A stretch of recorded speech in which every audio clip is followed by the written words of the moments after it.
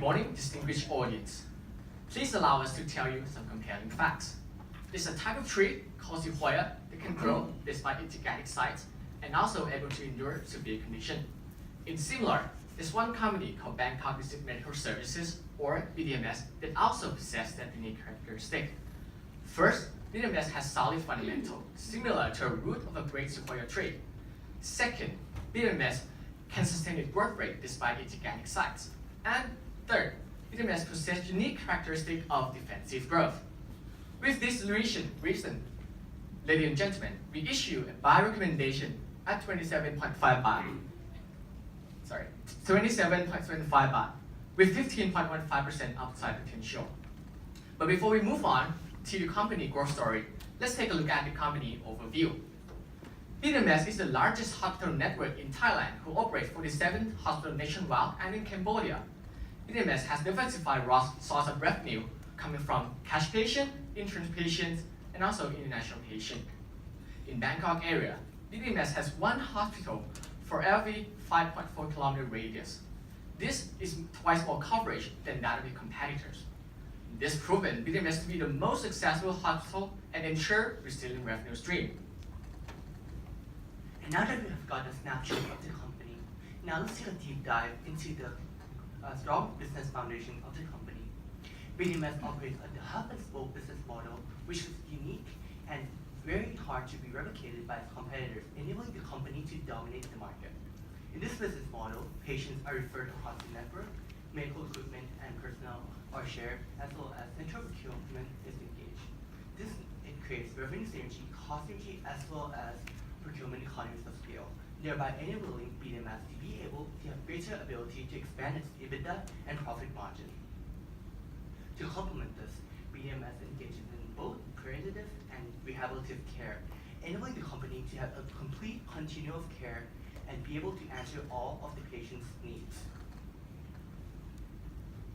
And all this is well supported by BDMS's strategic investments ranging from medical manufacturing to pharmacy chain, thereby reducing supply chain and operational risk while ensuring quality at every stage. Furthermore, BDMS has partnered with Thailand's leading insurance companies and Ping An Good Doctor, China's leading health ecosystem, to secure future patient growth, thereby being a step ahead of its competitors. And thus, all this would not have been possible without BDMS's top-tier healthcare standards, which is one of the key consideration factors of key patients. Therefore, with this, by having the most JCI accredited hospital in Thailand, BDMS is top-of-mind hospital network in the mind of patients. And to ensure this is always the case, BDMS engages in various training, research, and patient referral with global institutions in various key practice areas, ensuring effectiveness of care.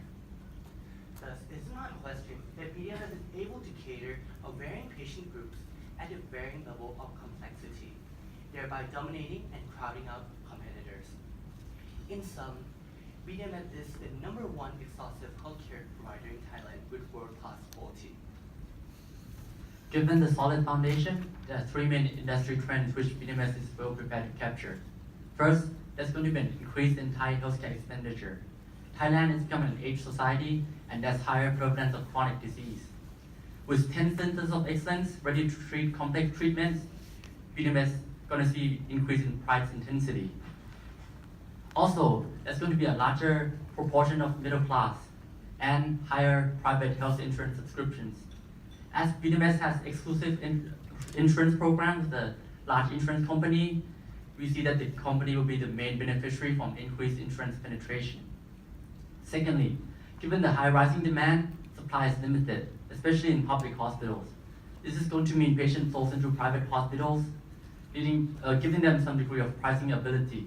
As BDMS is the largest private healthcare network with significant market shares nationwide, BDMS is going to continue to see patient flows, which will help companies achieve the goal of ramping up capacity.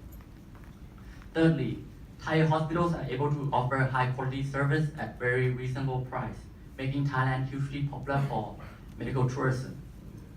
Looking forward, the new source countries are coming from China and COMV. As these countries are having rising income level and they're going to demand more quality healthcare, while the healthcare infrastructure is still underdeveloped, so they're going to look outward for treatments. This is a glorious opportunity for BDMS as the company has unrivaled capability to accommodate foreign demand. The group alone has 16 JCI hospitals. That total is more than Singapore and CLMV combined. For growth forecast, we forecast OPD growth with a CAGR of 6%, driven by aging population, preventive care, and rise in health consciousness. For OPD, we forecast a growth with a CAGR of 9%, driven by medical tourists, insurance patients, and more complex disease. Taking consideration of all our drivers, we come up with the FUF model. Firstly, for the 10 years present value part, since the company was experienced large CapEx cycle over the past 10 years to increase the capacity. However, after 2018, the company planned to slow down both CapEx cycle and M&A project and focusing more on ramping up its capacity to increase the utilization rate. Therefore, we anticipate an 8.8% revenue growth over the next 5 years.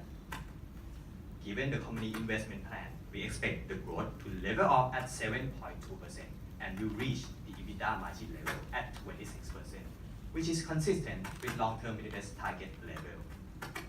For the terminal value portion, we apply a moving WACC, which is average at around 7.61%, with the market risk premium of 9.5%.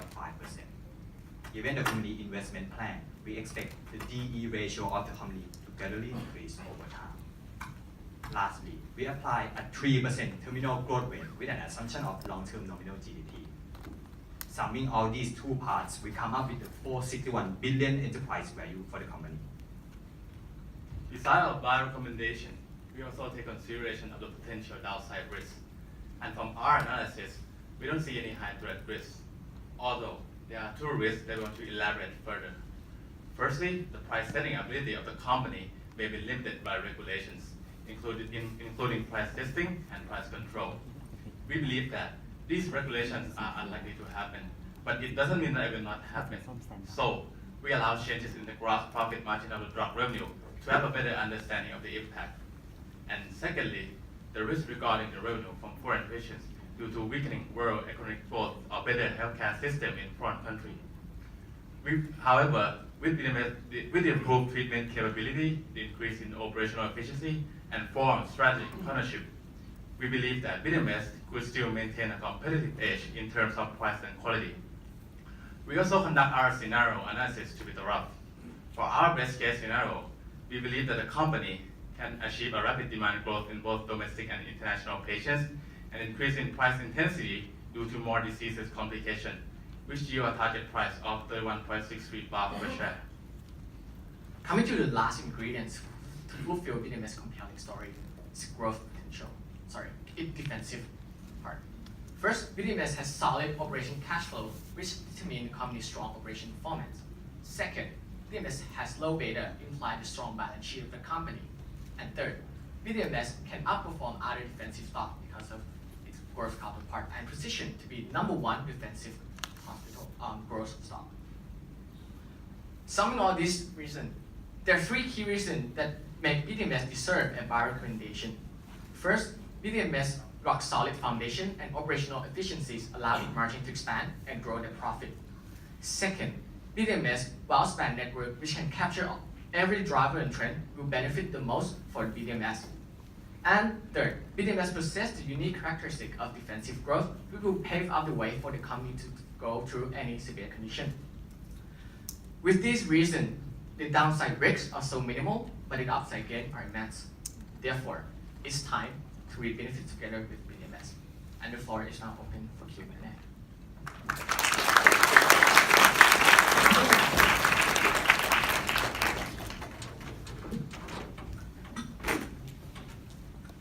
Okay. Hello. Hello.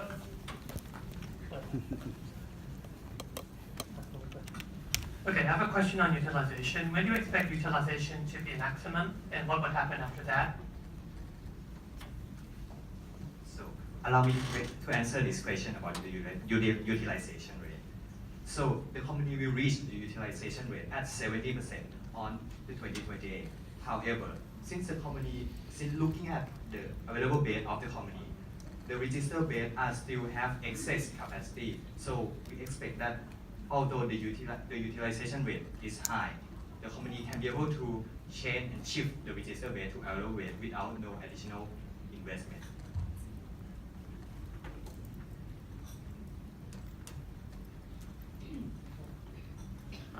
Okay.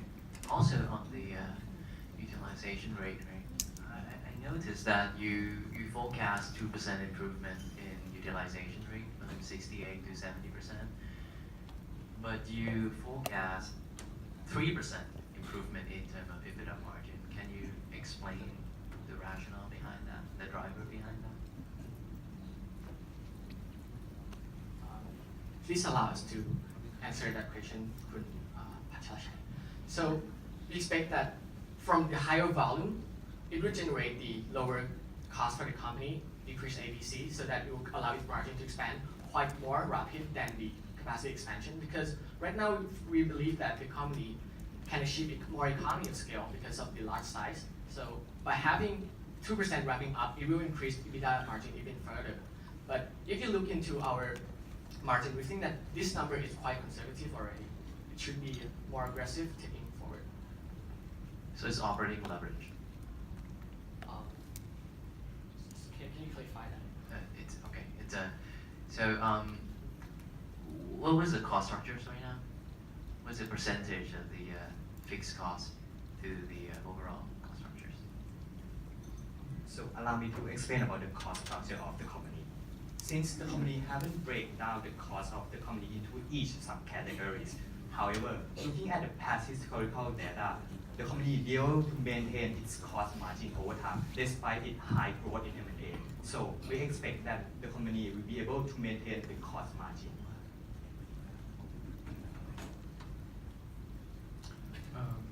The question about the revenue breakdown, you're talking about the domestic and international. Can you go into the detail, please? So for the revenue, we break down in terms of quantity and price, and in terms of OPD and IPD. For OPD, we also quantity we can break down in terms of international and domestic. For international, will be driven by medical tourists, and while domestic will be driven by aging population and rising middle class. As for IPD, quantity can also break down by international and domestic. Likewise, international with medical tourists, and domestic main drivers is complex care. Do you have the assumption of each category?